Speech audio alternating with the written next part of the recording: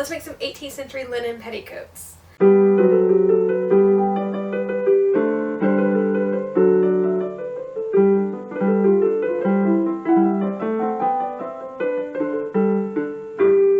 Hi everyone, my name is Caitlin, and on this channel I teach old-fashioned sewing skills and we copy original garments.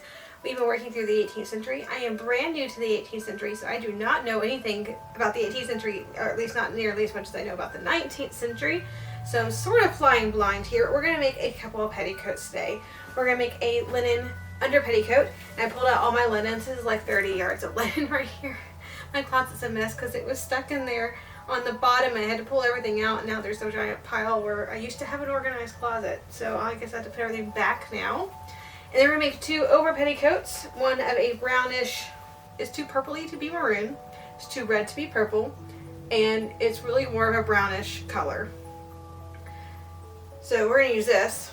It actually goes really well with the fabric, or one of the fabrics we're going to make into a dress. Then I have a blue piece of linen as well. So I did a little bit of research. I had a really hard time finding extant petticoats that weren't quilted silk. Most of the extents I found were quilted silk. A couple of them were the under petticoats that were embroidered, which is fantastic, and one day I will do it. That's a lot of work right now. I don't have the crewel wool to do it. The crewel wool I have right now, the wool I have now to do crewel work is going to be for pockets next month, and I don't want to buy any more right now. So we're going to make a plain petticoat, and one day we'll just have another video and we'll embroider that petticoat, and I think that'll be fun. But then I was looking, and I had a hard time finding extant petticoats that, again, weren't quilted. I didn't want to make a quilted petticoat. I don't like quilting, so that wasn't going to happen. Finally, I came across a website. It looks, I think it's marquee.de, or D is something. I don't remember. Anyway, she had a lovely graph about what the fabrics that you see in the 18th century by fiber, and then whether you see them in solids, stripes, plaids, figures, printed, all of that. Apparently you don't see linen dyed solid except for brown and blue, which I thought was interesting, because you don't dye cotton or linen solid in the 19th century because it fades unevenly. And I got to thinking, I wonder if that's the same in the 18th century. And apparently it more or less is, except for a couple of colors. And blue, of course, would be indigo dye. This is actually almost the exact shade of when I dyed my 1830s linen dress. This is a little bit of a lighter shade. Mine ended up being darker because I did like 3 dips into the indigo. But indigo, being a dye vat, actually doesn't fade as unevenly as a dye bath would. Vat, V-A-T, is different. So that makes a lot of sense. And then brown, there are some browns that are vat dyes as well. And so I'm wondering if what we're seeing is a cotton and linen can be dyed with vat dyes, not necessarily a dye bath. So anyway, that was a very interesting note that I'm going to have to do more research on. But also they both look good with the fabrics I picked out for dresses, so that's always a plus. We're going to go ahead and get cutting. Again, I know very little about this time period, so I'm very thankful for people who do. Burnley and Trowbridge has excellent petticoat tutorials that we will be following today, because I don't know what I'm doing. I'm going to find the end of this linen. It has to exist somewhere. According to Burnley and Trowbridge, most under petticoats are going to be cut the opposite of almost every skirt ever that I've seen from people who actually know fabric. So you're cutting with the selvage on the bottom, which is interesting, but I guess for an under petticoat it really wouldn't matter. It's a very interesting thought. Anyway, so I'm going to measure this. I need my petticoats cut about 28 inches, and I'm guessing this is about 55 to 60 inch linen, and if so, we just rip it in half, and we might be able to get 2 petticoats. I don't think I need 2 under petticoats, but if it's simple to sew, I might actually do it.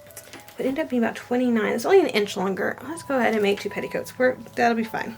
So we're going to make 4 petticoats today. Is this all ripped? Fantastic. Okay. She said 2.5 yards wide. Pull a thread and cut it that way. I'm going to rip it. This particular linen, I have had a good experience of ripping it. Yes, it kind of flares out, but with some water and a good steam iron, I've been able to get it back in shape, and it's just easier. All right, that's 2 under petticoats. Now these are gonna be cut correctly, as in cut with the selvages at the sides. And it looks like I need to cut them 36 inches. And I have 3 yards here, so I'm gonna have a whole extra yard of blue linen left.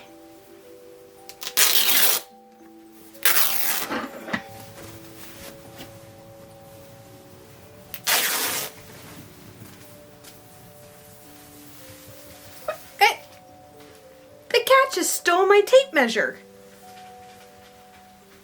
Just pranced it right into the other room. Well, I guess you can enjoy that for a minute while I cut this.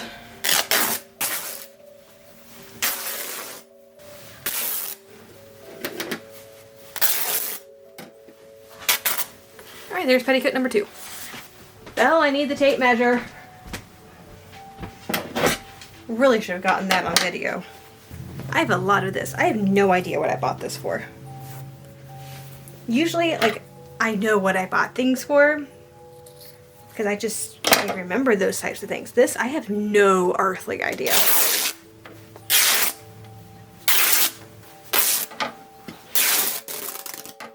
A lot of ironing to do.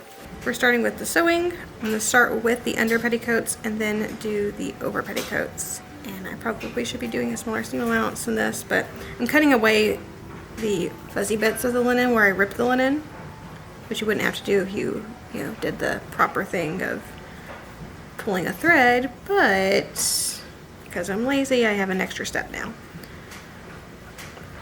And I'm gonna do a run and fell seam. I think on the other ones, yeah, I actually probably should have done a maker seam because apparently that is appropriate. I just didn't think about it. I started doing a run and fell, and there's a kitty. Are you trying to find your way over? There you go. Yep, there you go. So for some reason my hands just started doing a run and fell, so that's what we're gonna do. Alright, let's get started with our project. So we're gonna start with the lower petticoats, or the under petticoats. There's dog nose, because she thinks I'm talking to her. I already did the other one, and I really should have done a mantua maker seam, but I didn't quite process that. So here we are. We're leaving a 9-inch gap at the top. Of course, because we obviously need to get this petticoat on and off. My iron decided to spit out some rust stains on this particular petticoat. None of the other ones. Just this one particular one. I'm going to roll with it. Alright, this is the back end of it, and we are hemming up the slit. I'm using some linen thread from Burnley and Trowbridge for this. The darker petticoats are going to have to be sewn together with a thinner cotton thread because I was an idiot, and last time I made an order from Burnley and Trowbridge, I did not order any linen thread in dark, which I kind of needed, not only for petticoats, but also for the stays that I made last time. That's why they are done in white thread, which is still a period appropriate choice. It's probably not the best choice given my back stitching skills. Now to fell it.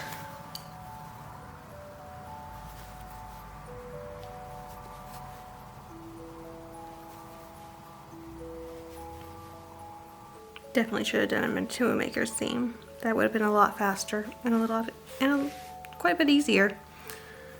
And I'm not going to do it on the darker ones because they have selvages, so I don't need to finish those, which will of course make my sewing really easy. And then hemming, which I just folded up the selvage, and because it's a selvage I only folded it up once. Probably could have cut away the fuzzy, but it's going to be on the inside. I definitely should be doing a nicer hem stitch as well, but they're under petticoats. It was a really good thing that I was able to find that Burnley and Trowbridge video, and that they were gracious enough to put that video out there, because there is no way on earth I would have ever put this the selvage on the bottom. Like, that is just not something that would have ever crossed my mind. Because that's not something you do in the 19th century. That's why I usually say, you know, you can know heirloom sewing, you can do all the Martha Poland, heirloom christening stuff, but that doesn't mean you know 19th century techniques. It doesn't mean you know how to sew antique clothing. And I've done 18teen stuff, but I really study 1820s and later, and 1820s is only 50 years after the 1770s. And that's a pretty big change, honestly. I absolutely would love to embroider these one day. Maybe not this one since it's already dirty. Maybe this one could be my working under petticoat. We don't do this on baby clothes in the 19th century, which is most of where you're going to see tapes being used as baby clothes. I don't think I've ever come across a tape that's finished on the ends. They just dealt with it. They really don't unravel too bad. Maybe for like half an inch or so. So it's not that big of a deal. I'm going to mark the very center because it's going to be the center front. And then there's the pleating part. So I'm going to mark the center here. And there should be a box pleat in the center and then a knife pleat over. And I know the pleats don't have to be exact, but I'm gonna more or less measure them a little bit. We have waistbands to put on, at least for the under petticoats. We haven't started the other ones yet. This part did not surprise me. I knew how to put on a waistband for the 18th century because you see the same thing in the early 19th century and honestly, even in the mid 19th century for some things. So we're taking our tape and I have it to where half the petticoat goes up half the tape. This is a 1-inch twill tape, I believe. I think linen tape would be more appropriate, but I already had this. I'm really going to reinforce this because this is actually going to be under quite a bit of stress. I'm going to flip it over. Get my needle underneath this time. Fold it in half. And start sewing, but I'm going to really reinforce again this edge as well. And I need to go all the way across the petticoat like this and then do the other one because I haven't done the other one yet.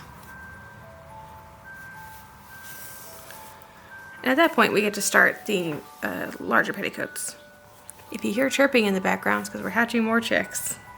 I'm sure everyone is thrilled with that, with how much noise they make in the background of my videos. And these are mostly made the same way as the under petticoats, except we're going to do something different with the waist. These are a lot wider, or I say a lot, they're a little bit wider. So they should be a little bit more full. And also I have 2 openings, one on either side, instead of one opening on the back.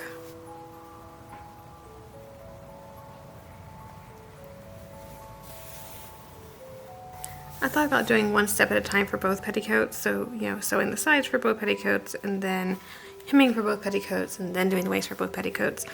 But I don't think I will. I think I'm going to do the blue one entirely and then do the brownish one that in the natural light is looking a lot more burgundy, which is not making me happy because from what I understand, that's not exactly a color that's found in linen. So what I'm probably going to do with the burgundy one is I have a couple of options. I'm going to go see what dyes I have, and if I have a good dye, I'm going to dye it probably before we sew it. I'm going to dye it. Likely what I'll do is I'll go ahead and sew it up, but I just won't do the waistband because I don't think I want to dye this. So I'll just do the hem and the sides, and we'll dye it. Make it all nice and brown. Even if it's just like a little browner than it is, I think we'll be okay. Option 2, if I don't have any brown dye, it's going to stay the way it is, and we'll just finish it. And when I do some natural dyeing in a few weeks, I will consider dipping this in the pot I will consider dipping that petticoat in the pot as well. And sort of over dyeing. I don't want it to be, like, I like the color a lot. And I wanted to have that red tinge, but there are some browns with reddish tinges, and that's kind of what I want. Because I want to get that burgundy-ish color. Because it kind of matches the dress fabric I picked out. I'll finish this first and then I'll decide what I'm going to do with that one. But for right now, we're going to fold over these selvage edges. This is the turn under. I'm going to whip them down.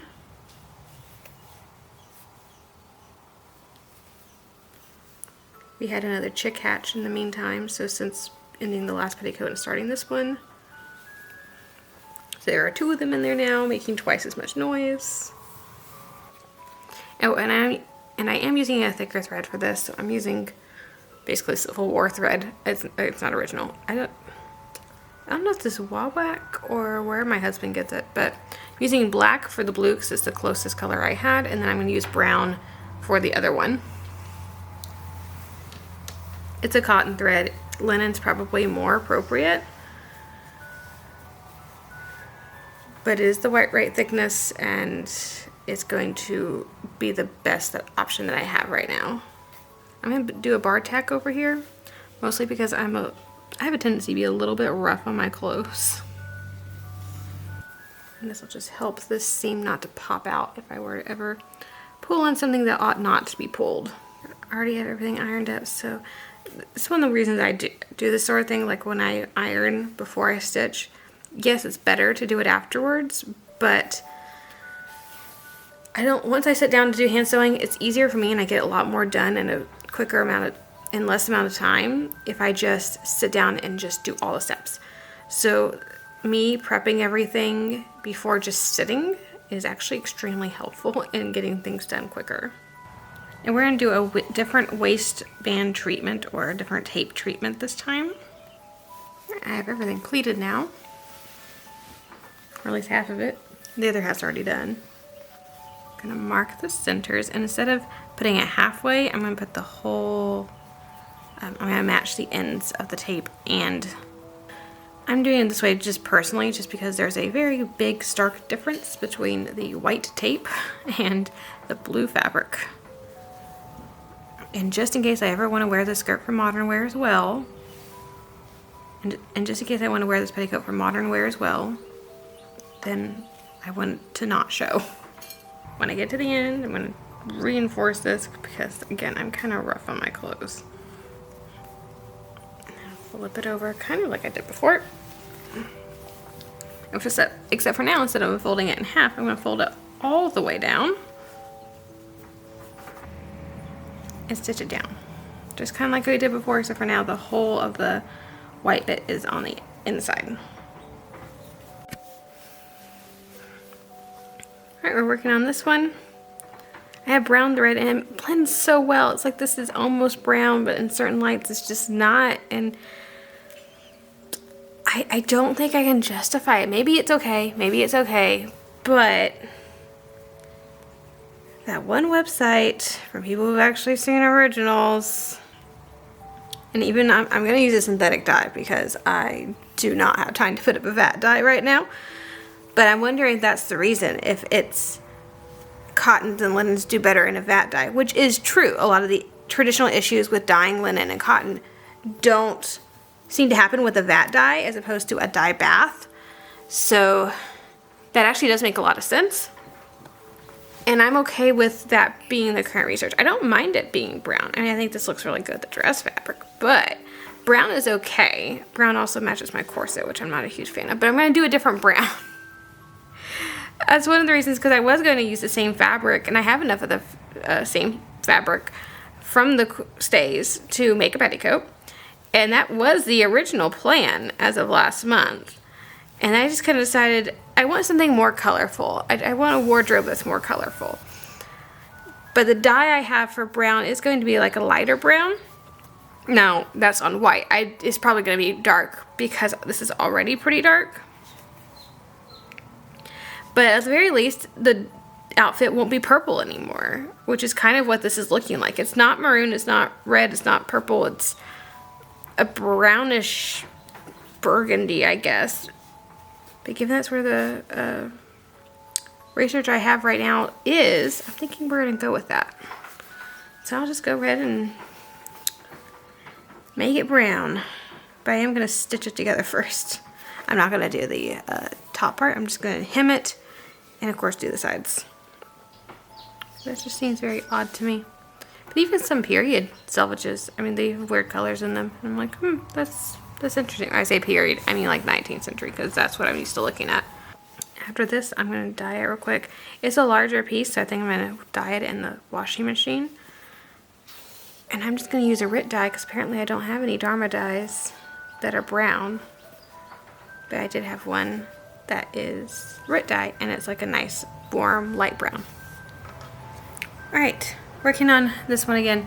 So I actually dyed this twice. It is still the same color. For whatever reason, my brown will not touch this. I have used different mordants. I don't know what's going on. I tried Rit dye, the synthetic stuff, the modern, chemical dye. I don't know why this is still maroon. Whatever they dyed this with is apparently very strong. So we're gonna leave it like this. And if y'all are, and if by any chance someone comes back and says, yeah, it really is only brown and blue, we really shouldn't have this color, then my next solution is going to be using a vat dye. Because those do tend to be stronger. So I will go find walnut holes and I will dye this before I end up wearing it. But right now it's going to be made up just the way it is. Now we're going to attach the waistband. Same as we did before. So, using a different waistband this time because I went to an event over the weekend and I have no idea where I put the other twill tape. So we're using the off-white 3/4 inch tape now. And then when we reach the end, same as last time, folding the whole thing over. Alright, because this has been wet and dried and wet and dried and wet and dried, it is fairly wrinkly at this point. It's very nice and soft though. It feels like worn linen, which is not something I'm going to complain about. So I'm going to have to iron this pretty extensively before we put it on. We also do have one more step. I got to finish the ends of the tapes. So I guess I'll just work on this and we'll come back and finish that.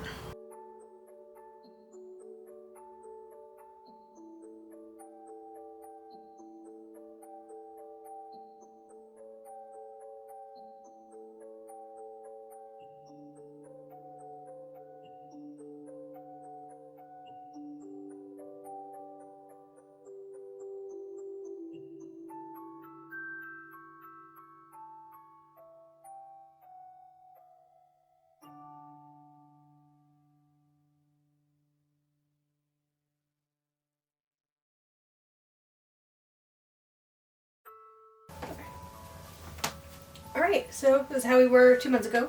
Stays and shift. So, petticoats. I left one petticoat on the couch, and apparently I need to bathe my dog. Because it's already gross, so that can go in the wash. But we made 2 of them, so we're good.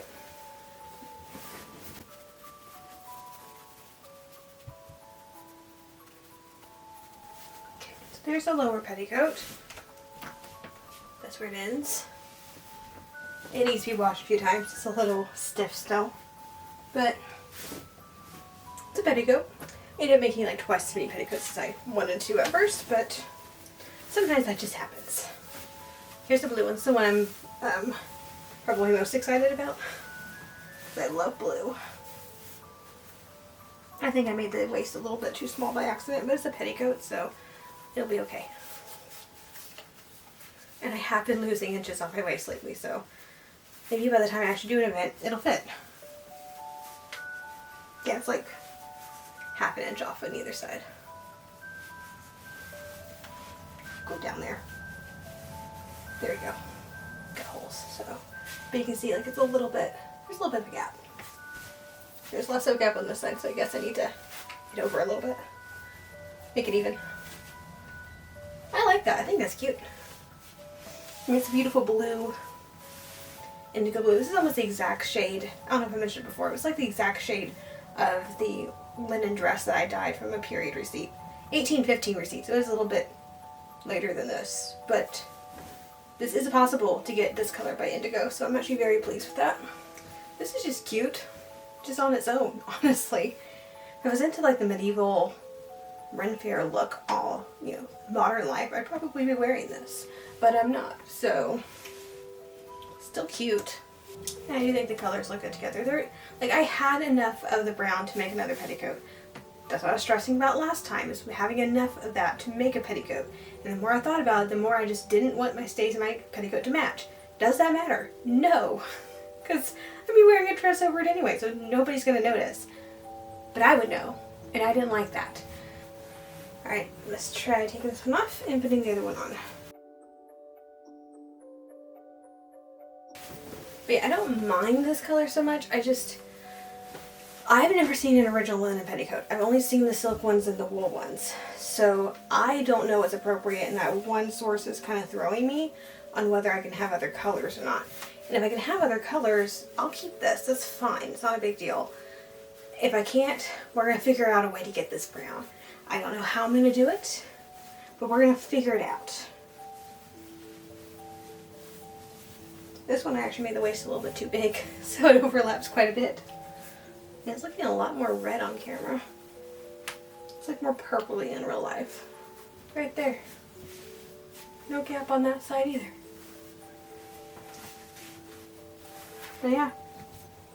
I don't know if you can see. It's probably a little too... Can't quite see how long it is, but... Yeah, I mean... I don't have the dress fabric close by, but this color isn't the dress fabric. But yeah, why it's still not brown? No clue. I tried natural dyes, I tried modern dyes, and it's still not brown. And brown is usually a pretty easy color to get, so I tried different mordants. I tried different, with the modern stuff, they're called fixers. I tried a couple of different fixers, and nothing. So I don't know what, where did I get, I don't even know where I got this fabric from, but I don't know what they used to dye this. But they did a really good job, because over dyeing isn't really a possibility. So my next step, if y'all tell me, hey, if y'all end up telling me, based on originals, yeah, there's only really brown and blue that we know of, I'll figure it out. We'll try that dye next. But hopefully this is still fine. We'll see. Y'all know me. Y'all know I'm very concerned with doing it right and accurately portraying history. And mentally, it makes a lot of sense that there would only be brown and blue, given those are both vat dyes, like indigo, and there are several vat dyes that could be brown. And, well, indigo and woad, who both make blue. So that actually makes a lot of sense, because those dyes do tend to not saturate. They tend to stick on fibers better and not fade as unevenly as a dyed bath would. So it makes a logical sense to me, but I don't know. So, but I think that's about it. I mean, lovely little petticoats. But anyway, if you enjoyed the video, please like, subscribe to the channel, click that little bell notification so you're notified anytime I upload a new video. And as always, have a fantastic week, and I'll see you back here in the next video.